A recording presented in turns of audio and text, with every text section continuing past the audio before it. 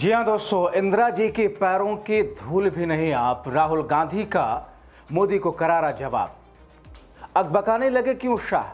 स्वागत है आप सभी का। आप देख रहे हैं द राजनीति का विशेष सेगमेंट खबर और विश्लेषण। मैं हूं जबार खान। दोस्तों, आखिर ऐसी कौन सी स्थिति उत्पन्न हो गई जिसके बुनियाद पर राहुल गांधी को सीधे सीधे प्रधानमंत्री मोदी को ऐसा जवाब देना पड़ा जिससे पूरी बीजेपी तिलमिला गई। आखिर राहुल गांधी ने यह क्यों कहा कि पहले इंदिरा बनने के लिए खुद में बहादुरी तो लाइए और उसके बाद में नेहरू और इंदिरा को लेकर के कटाक्ष करना। क्या है ये पूरा का पूरा मामला, विस्तार से आपको बताते हैं दोस्तों, बिहार पहुंचे राहुल गांधी ने वो सब कुछ कर दिया, वो सब कुछ कह दिया 2 महीनों के बाद, जिसकी उम्मीद बिहार में इंडिया गठबंधन के नेताओं, कार्यकर्ताओं और प्रत्याशियों को थी और जिसकी मोदी शाह ने शायद कल्पना नहीं की थी। क्योंकि दोस्तों, आप देखें, भारतीय जनता पार्टी का गैंग हो, राजनीतिक तौर पर कार्यकर्ताओं का, समर्थकों का, नेताओं का, या फिर सपोर्टर्स का, या बुद्धिजीवियों का, या फिर दोस्तों जो अंधभक्तों की फौज, राहुल कहीं भी जाते हैं उस जगह जाने का मकसद अच्छा हो, बहुत अच्छा हो, या पर्सनल विजिट हो, उस पर इंक्रोचमेंट भारतीय जनता पार्टी की तरफ से जरूर आता है। राहुल जब किसी मैदान में उतरते हैं चुनावी प्रचार में या कुछ करने के लिए, तो फिर उनको हल्का करने की कोशिश बीजेपी का आईटी सेल एक्टिव हो जाता है और फिर मानो एक ही लाइन को हर तरफ से ट्वीट करना, सोशल मीडिया पर डालना शुरू हो जाता है। मगर दोस्तों, शायद भारतीय जनता पार्टी ने यह सोचा नहीं होगा कि राहुल जब 29 अक्टूबर को दोबारा से मताधिकार यात्रा के बाद बिहार में पहुंचेंगे तो इस तरह की खलबली मचेगी। दोस्तों, वहां पर राहुल ने यहां तक कहा कि मोदी जी, आप इंदिरा जी कभी नहीं बन सकते, सिर्फ हवाई बातों से काम नहीं चलता। इंदिरा जैसा कलेजा कहां से लाओगे? इंदिरा बनने के लिए पहले बहादुर तो बनो। दोस्तों, बिहार की सियासत में राहुल ने मोदी के उस मुजरे वाले एक्सटेंशन को और आगे बढ़ा दिया। आपको याद है ना कि पिछले चुनाव में मुजरा शब्द का प्रयोग प्रधानमंत्री माननीय नरेंद्र मोदी साहब ने किया था। देश के संवैधानिक पद पर बैठे होने के बावजूद। किस लिए? क्योंकि आप बीजेपी को वोट दें इसलिए, ताकि विरोधियों का वोट कटे इसलिए। शब्दों की गरिमा को तार तार हमेशा की तरह उन्होंने किया था। और राहुल गांधी ने जैसे डांस शब्द का प्रयोग कर दिया तो ऐसे नाचने लगे तिलमिलाहट में, जिसकी थिरकन का एहसास, वाइब्रेशन बिहार से दिल्ली और दिल्ली से बिहार तक महसूस होने लगा। मगर दोस्तों, राहुल ने पाकिस्तान से 1971 के युद्ध को याद दिलाते हुए जिस अंदाज में मोदी को, जिस तरीके से करारा जवाब देते हुए लताड़ा है, वैसे तो कई बार प्रधानमंत्री नरेंद्र मोदी को राहुल गांधी सीधे सीधे कहते हैं। कई बार तो हतोत्साहित होकर के तू तड़ाक की भाषा में राहुल गांधी बोल जाते हैं, जो कि मेरे हिसाब से ठीक नहीं है, नहीं होना चाहिए। कई बार तो लाठी से, डंडों से लोग पीटेंगे, युवा पीटेंगे, ऐसी बात तक कह जाते हैं। लेकिन दोस्तों, यही तो भारतीय जनता पार्टी है, यही तो एनडीए के लोग कहते हैं कि साहब भावनाओं को समझिए। लड़की बचाने, लड़की पढ़ाने की बात करते करते लड़की पटाने की बात करने लगते हैं तो कहते हैं साहब वो तो जबान फिसल जाती है, भावनाओं को समझिए। जब मोदी साहब कह जाते हैं मंच पर बैठे हुए कर्नाटका में बीएस येदियुरप्पा को कि सबसे भ्रष्ट सरकार उन्हीं की सरकार है, बीएस येदियुरप्पा उन्हीं के नेता हैं, कह जाते हैं कि साहब सबसे करप्ट सरकार येदियुरप्पा सरकार रही है, तो कहते हैं साहब भावनाओं को समझिए, वो तो जबान फिसल गई थी। मगर जब दूसरे की जबान फिसले तो फिर राहुल गांधी, तो फिर मोदी, शाह और उनकी पूरी ब्रिगेड हाथ में न जाने कौन सा हथियार लेकर और न जाने कौन सी दवाई पी करके सड़कों पर उत्पात मचाते हैं। राहुल गांधी ने 29 अक्टूबर को बिहार में मोदी को क्यों याद दिलाया कि पाकिस्तान से 1971 के युद्ध को याद दिलाते हुए ट्रंप के सामने कायरता छोड़ने की मोदी को नसीहत क्यों दी राहुल ने? कहते हैं कि जरा हिम्मत तो दिखाइए मोदी जी, इंदिरा जी जैसा तो बन नहीं सकते, इंदिरा जी जैसा हाव भाव तो ला सकते हैं, हाव भाव लाने में तो आप माहिर हैं। दोस्तों, हाव भाव ला करके 10 लाख का सूट पहन करके देश के सबसे बड़े, सबसे रईस शख्स की तरह बिहेव तो कर ही लेते हैं मोदी साहब। 28,000 रुपए किलो का मशरूम खा करके खुद को 75 की उम्र में फिट यंग जवान दिखाने की कोशिश तो कर ही लेते हैं। राहुल कहते हैं कि जब देश की और भारतीय प्रधानमंत्री के पद की गरिमा की बात आए तो कम से कम रीढ़ की हड्डी को सीधा तो कर लीजिए मोदी जी। दोस्तों, जनसभा को संबोधित कर रहे थे राहुल गांधी। कहा, मोदी जी ट्रंप से इतना क्यों डरते हैं? 50 से ज्यादा बार ट्रंप कह चुके हैं, धमका चुके हैं, कह चुके हैं कि कुछ भी कहे मोदी, मैंने ही ऑपरेशन सिंदूर रुकवाया। लेकिन मोदी साहब ने एक शब्द नहीं कहा। अब आने वाले हैं 1-2 दिन में मोदी बिहार में। मैं चुनौती देता हूं, चैलेंज देता हूं मोदी को कि बिहार की धरती से, क्रांति की धरती है, यहां से कुछ प्रभाव तो ले लें, यहां से कुछ असर तो ले लें। कम से कम यही से बोल दें कि ट्रंप ने जो कहा गलत कहा। जबकि ट्रंप रोजाना उनका अपमान करते हैं हर दिन किसी न किसी देश में, फिर भी मोदी ने एक बार भी सार्वजनिक मंच से नहीं कहा। उनके सामने सच्चाई कहने की हिम्मत नहीं जुटा पा रहे, क्योंकि मोदी कायर हैं और बनने चले हैं इंदिरा।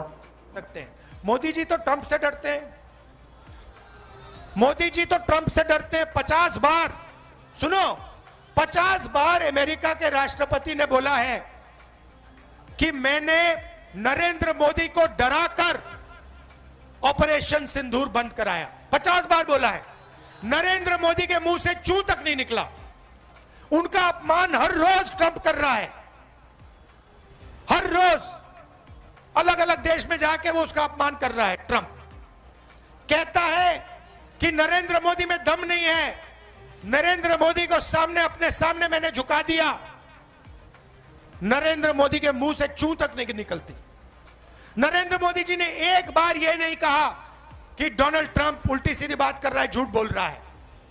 ऐसा आदमी बिहार में विकास कभी नहीं ला सकता।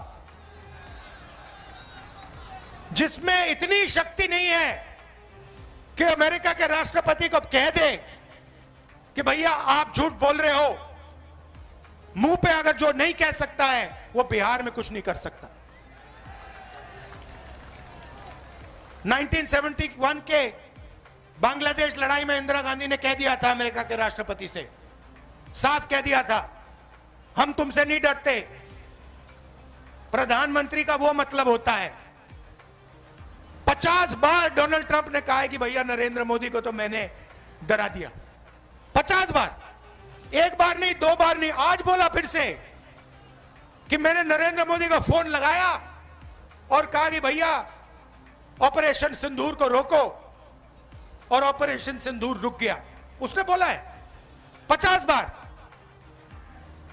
हमारी सेना के बारे में बोल रहा है, हमारी वायु सेना के बारे में बोल रहा है, और हमारे प्रधानमंत्री ये नहीं कह सकते हैं कि नहीं, ये सच नहीं है, तुम झूठ बोल रहे हो। दम नहीं है। मैं चैलेंज करता हूं नरेंद्र मोदी को कि आज जब वो बिहार आए, कह दें कि डोनाल्ड ट्रंप झूठ बोल रहा है। चैलेंज करता हूं, नहीं कर सकता, दम नहीं है। दोस्तों, राहुल ने मोदी पर प्रहार करते हुए कहा कि जाकर पढ़िए इंदिरा जी की बहादुरी की किस्से और कुछ सबक लीजिए। 1971 में इंदिरा गांधी ने अमेरिका के राष्ट्रपति रिचर्ड निक्सन से कह दिया था, हम तुमसे नहीं डरते। प्रधानमंत्री ये होता है, ऐसा होना चाहिए, ऐसा कलेजा रखना चाहिए, क्योंकि बात सिर्फ आपकी नहीं है, बात देश की है, बात देश की जनता के गरिमा की है, बात देश के गरिमा की है। और फिर राहुल गांधी ने कहा कि चुनौती है कि जब बिहार आए तो कह करके दिखाए कि ट्रंप झूठ बोल रहे हैं, लेकिन ऐसा नहीं करेंगे। दोस्तों, आप देखिए कि बात बात पर मोदी शाह और उनकी ब्रिगेड नेहरू को कोसने लगती है, इंदिरा पर सवाल उठाने लगती हैं।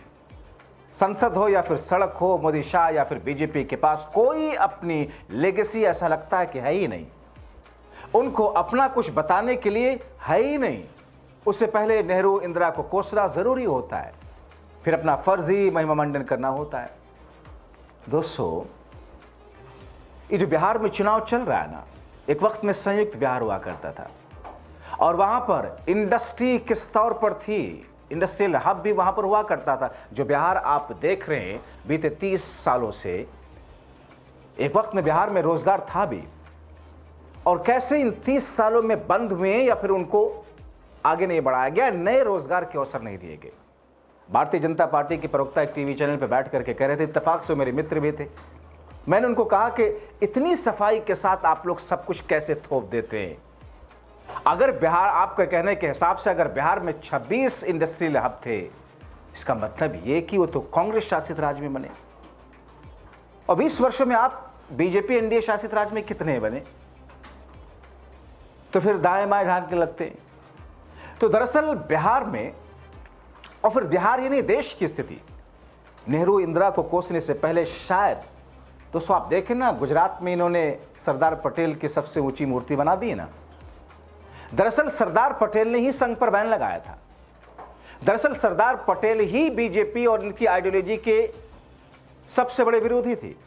हालांकि वो नहीं चाहते थे कि हिंदू मुस्लिम का तनाव हो, हिंदुओं को किसी तरह दबाया जाए या मुसलमानों को ज्यादा प्रोत्साहित किया जाए, बैलेंस रखा जाए, लेकिन संघ की चूड़ी उन्होंने ही टाइट की थी, क्योंकि आरोप था कि गांधी जी की हत्या में संघ में कार्यालय में मिठाइयां बांटी गई थी।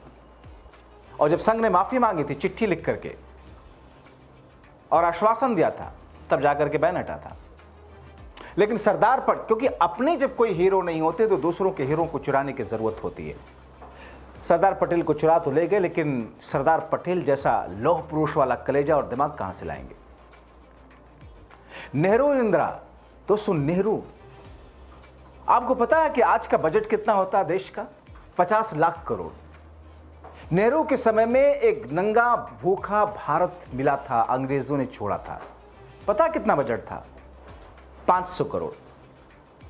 500 करोड़ के बजट में और आज 50 लाख करोड़ के बजट में तुलना करते हैं मोदी साहब। और उसी 500 करोड़ वाले बजट में नेहरू ने क्या क्या नहीं दिया, एम्स से लेकर के आईआईटी, आईआईएम, सरीखे दूसरी तमाम चीजें। मगर भारतीय जनता पार्टी और मोदी शाह का अपना एक तरीका है। तो बिहार चुनाव में राहुल गांधी कहते हैं कि नीतीश को एक ऐसे चेहरे के तौर पर दरअसल मोदी अब प्रयोग कर रहे हैं, क्योंकि मोदी अपने चेहरे पर बिहार में वोट नहीं मांग सकते विधानसभा चुनाव में, क्योंकि जनता पूछ लेगी कि जब ऐसे ऐसे हाथ उठा के कह रहे थे कितना दूं, 5,000 करोड़, 10,000 करोड़, 50,000 करोड़, 2 करोड़, 50 करोड़, 100 करोड़, कितना दूं, जब बोली लगा रहे थे, और उस बोली को लगाए हुए अब तक कई वर्ष गुजर चुके हैं, जवाब क्या देंगे? इसीलिए नीतीश को चेहरा बनाए हुए हैं, मगर कंट्रोल दिल्ली से है, बीजेपी के हाथ में, जिन्हें सामाजिक न्याय से कोई मतलब नहीं। राहुल ने मोदी के धागे खोलते हुए मोदी की उस दावे की हवा निकाली जिसमें मोदी ने कहा था कि हमने बिहार के युवाओं को फ्री में डेटा दिया है।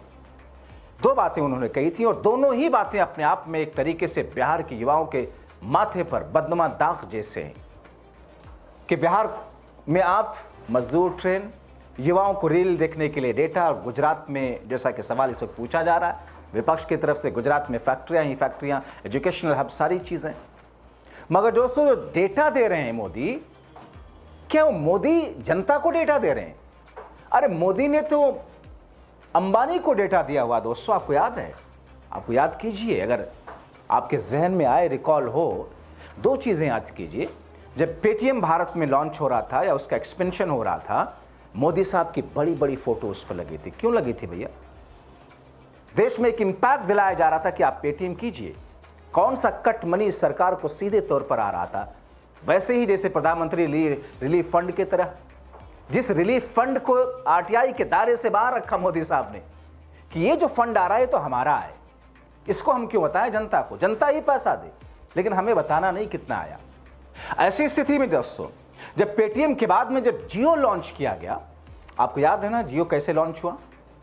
और उसमें प्रधानमंत्री मोदी की बड़ी बड़ी फोटो लगाया था अंबानी साहब ने, ताकि देश की जनता को लगे कि अरे साहब ये तो कोई सरकारी कार्यक्रम है। यानी कि जो एक स्पेक्ट्रम दोस्तों एक स्पेक्ट्रम तरंगे होती हैं जिससे मोबाइल का इंटरनेट सेवा चलती है, इंटरनेट सर्विस चलती है।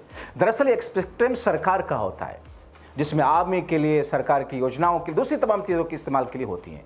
उसका एक बहुत छोटा सा हिस्सा प्राइवेट सेक्टर को दिया जाता है, यानी कि पब्लिक को, गैर सरकारी संस्था को, जिसमें आप देख लीजिए कि वोडाफोन से लेकर एयरटेल से लेकर दूसरी जितनी एजेंसियां हैं इस टाइप की। तो जियो को दिया गया, कैसे दिया गया, कितना दिया गया, आप उसके तय में जाएंगे, आप माथा पीट लेंगे कि साहब हमने जो सुना है बेचने के लिए सरकारी संपत्तियों को, जियो में तो लुटा डाला है अंबानी साहब के लिए।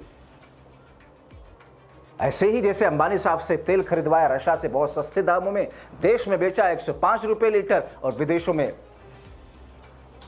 मुनाफा कमाया, अंबानी के पास गया और सरकार के पास गया, लेकिन उसका आरटीआई के दायरे में नहीं रखा जाएगा।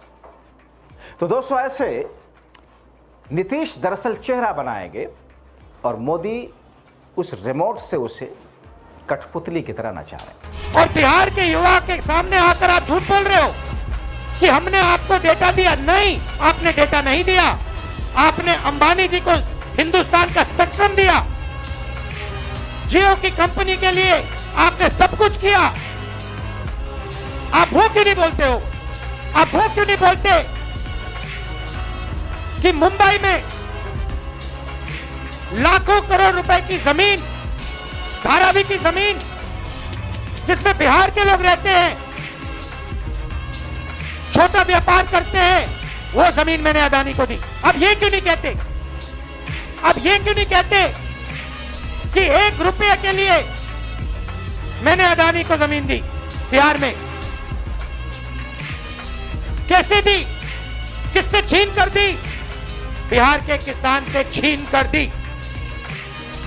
अब ये क्यों नहीं कहते कि राहुल गांधी जमीन अधिग्रहण बिल लाया था, कांग्रेस पार्टी जमीन अधिग्रहण बिल लाई थी, किसानों की जमीन की रक्षा के लिए लाए थे, और नरेंद्र मोदी जी ने उस बिल को खत्म किया? ये क्यों नहीं कहते? अब ये क्यों नहीं कहते कि जो बिहार में एंटरप्रेन्योरियल स्पिरिट है, जो युवा छोटा छोटा बिजनेस चलाना चाहते हैं, जो अपना छोटा बिजनेस का सपना देखते हैं, उस सपने को आपने नोटबंदी से और गलत जीएसटी लागू करके आपने उस सपने की हत्या की? ये क्यों नहीं कहते?